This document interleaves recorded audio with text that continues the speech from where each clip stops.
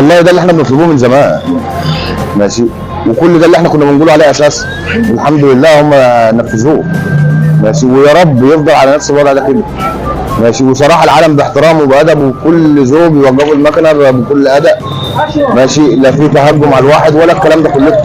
انا ساعه ما علمت انا طلعت من بيتي، انا ما اشتغلتش الجمعه، طلعت من بيتي عشان اجي ماشي، وبرن على اللي انا اعرفه من دسوق من هنا، برن عليه اطلعه لكم. احنا ده اللي بنطلب بيه في البلد، ده اللي احنا بنطلب بيه، ان مفيش يبقى في حد غريب وسطينا، هو كل واحد يبقى معروف المكنه رايحه فين، انت مامن على عيالك وهم نازلين بلد، احنا مش عايزين ازيد من كده بس، وربنا سبحانه وتعالى دي الفرصه للجميع.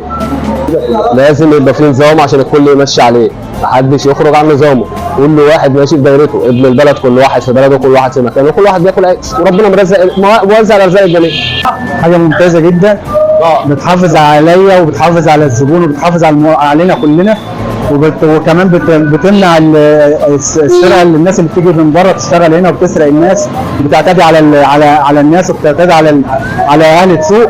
فاحنا بالنسبه لنا ده شيء كويس يعني، وشيء يشرفنا، وشيء حاجه حلوه، وكانك انت بيديك برضه بيديك دافع كويس، وبيخليك تحت في امان، وتحت جناح الحكومه في كل حاجه تمام. ده ما بيخلي الناس، حتى المواطن العادي بيبقى بالنسبه له حاجه ترضيه، وحاجه ترضينا، وحاجه ترضي الكل. كلام حلو يعني، مش وحش والله يا جماعه، عشان كل واحد لو حصل سرقه، حصل اي حاجه، نبقى عارفين ده رقم ايه وده منين، ومن كل محافظه نعرفوا الدنيا فيها ايه. انت في تكاتك شغاله هنا من غير ارقام، في ناس برضه بتسرق وبتعمل، وفي بلاوي بتحصل، يعني الترقيم مش وحش.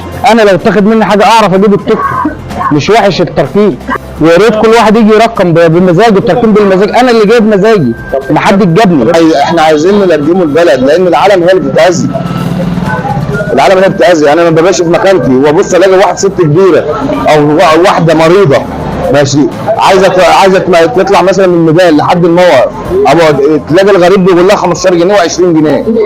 انا بتسالني قبل ما بتتكلم، قبل ما بتركب بتقول لي هتاخد كام يا ستي؟ ما الاجره ده الاجره محددينها المجلس ماشي، وانا شغال ب 10 جنيه، مش هقول لك شغال باجره المجلس، انا شغال ب 10 جنيه ماشي، مشوار طويل مشوار قصير ب 10 جنيه، وربنا بيرزق.